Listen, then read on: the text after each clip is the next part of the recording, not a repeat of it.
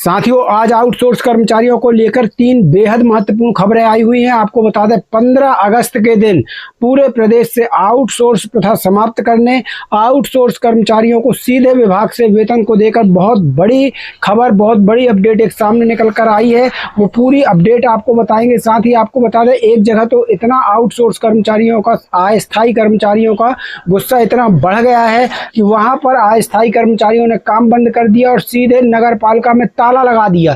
जी हाँ, यहाँ तक कि नगर पालिका के अधिकारी और नगर पालिका अध्यक्ष ये दोनों भी नदारत रहे। बहुत बड़ी अपडेट निकल कर आई है, ये खबर भी बताएंगे।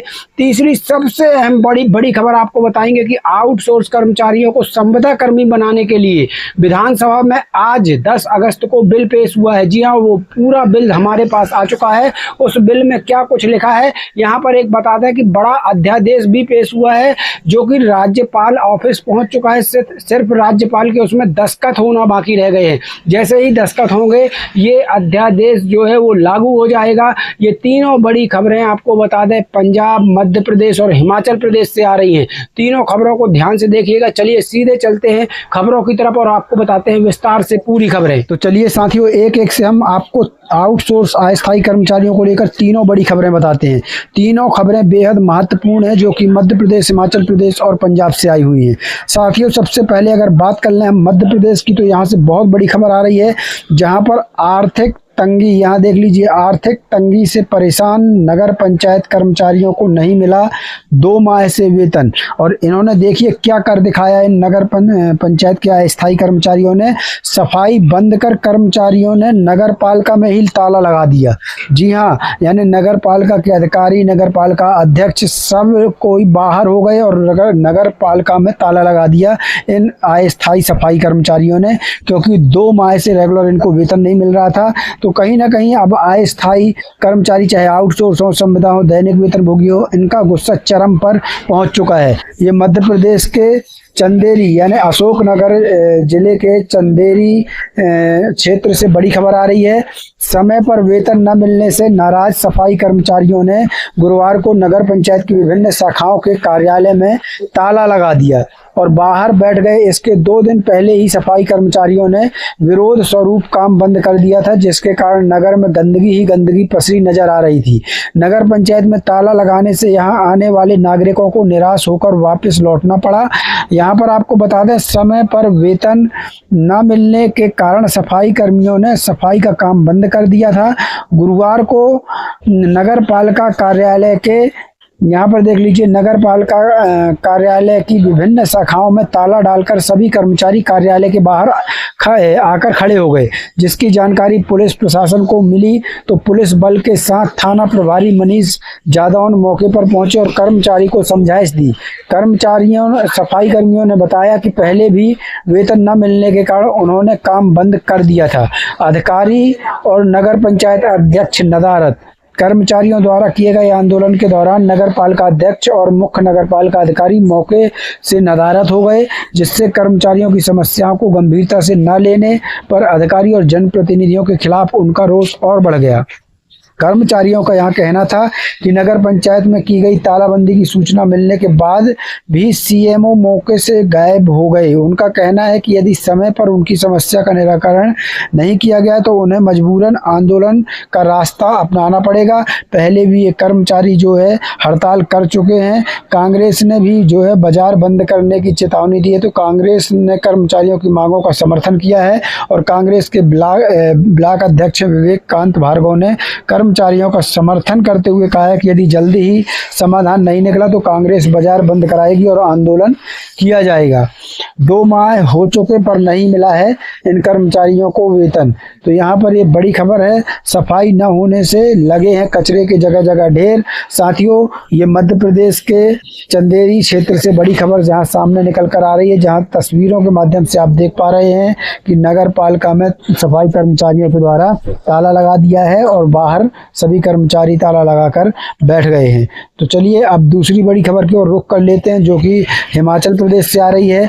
15 अगस्त को आउटसोर्स प्रथा खत्म करने का ऐलान करे सरकार। बीएमएस यानी भारतीय मजदूर संघ ने एक बड़ी मांग सरकार से कर दी है कि 15 अगस्त को आउटसोर्स प्रथा खत्म करने और जितने आउटसोर्स कर्मी हैं उनको सीधा विभाग से वेतन देने का ऐलान जो है सरकार करे। ये भारतीय मजदूर संघ ने यहाँ पर बड़ी मांग की है।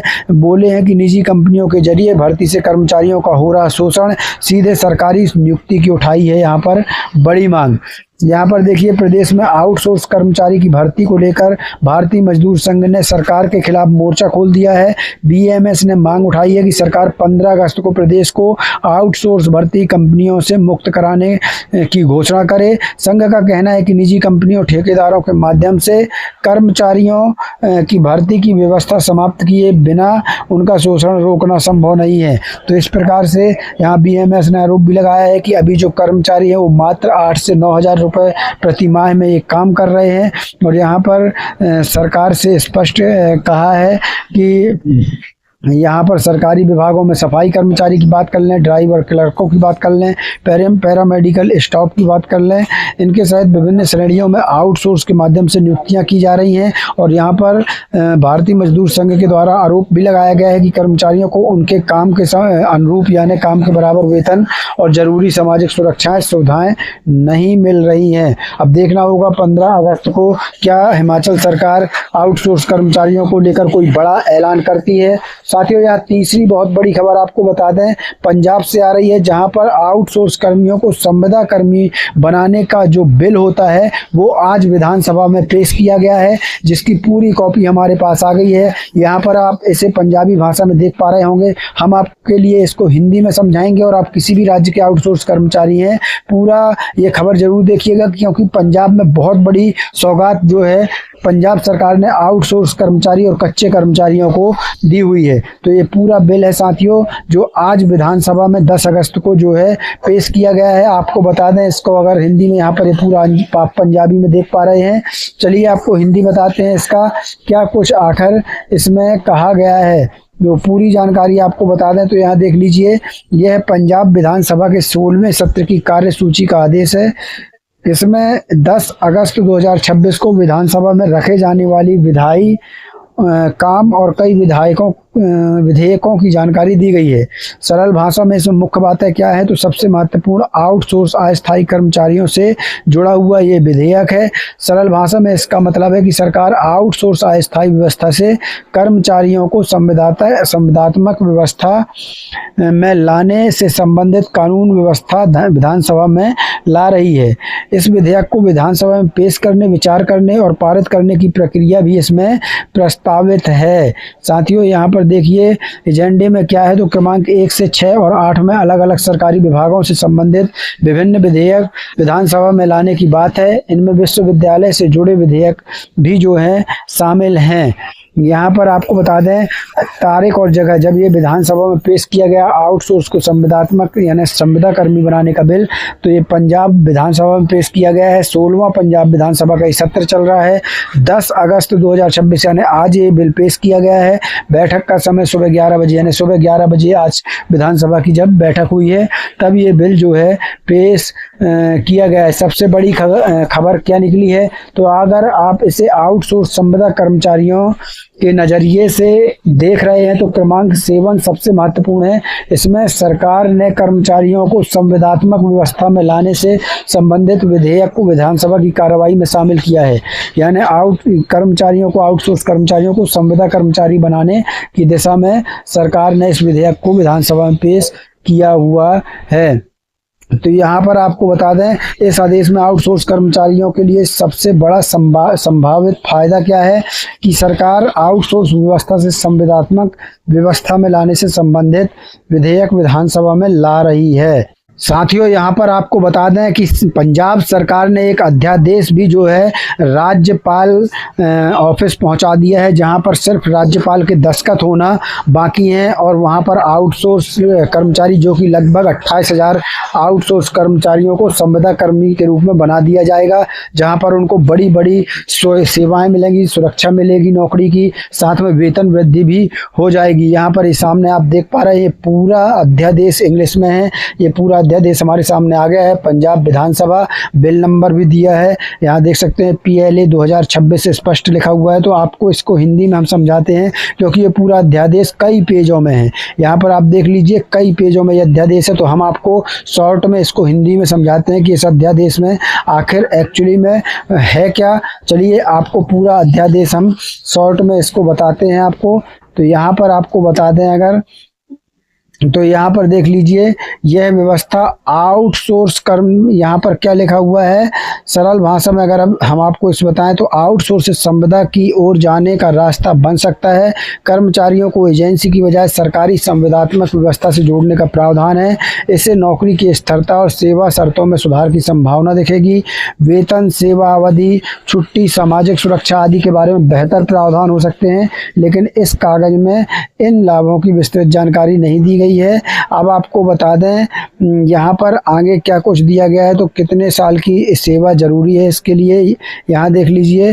तो सामान्य श्रेणी के पात्र आउटसोर्स कर्मचारियों को 5 साल की सेवा पूरी करना जरूरी है, यानी जो आउटसोर्स कर्मचारी 5 साल की सेवा पूरी कर चुके हैं उनको इसका लाभ मिलेगा। और जो जोखिम भरे काम करते हैं, जैसे हाई वोल्टेज, बिजली के हाई वोल्टेज से जुड़े कर्मचारी, सीवर सफाई कर्मचारी, फायरमैन, फायर ड्राइवर कर्मचारी, अन्य सरकार द्वारा घोषित खतरनाक श्रेणी के कर्मचारी, ये अगर 3 साल की सेवा भी इन्होंने पूरी की है तो वो इसका फायदा लेने के लिए यानी संविदा कर्मी बनने के लिए पात्र होंगे।